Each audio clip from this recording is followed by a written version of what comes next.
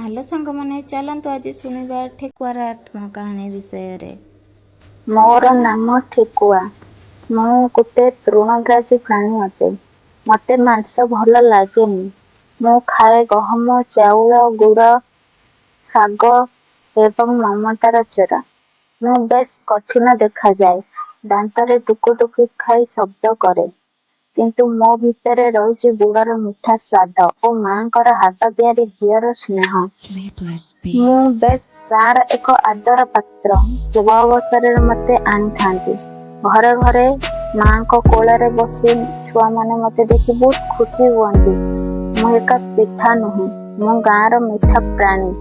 तृणभोजी होइथिले मध्य लोकंक भावना रे मु एक खाद्य भली। कौन मु ठेकुआटीए बोली मोर बंचिबार अधिकार नाही? मोर स्वाधीनता नाही? जदि अच्छी ताहले ए निष्ठुर मनीष कौन पई मते आहार करी दियंती?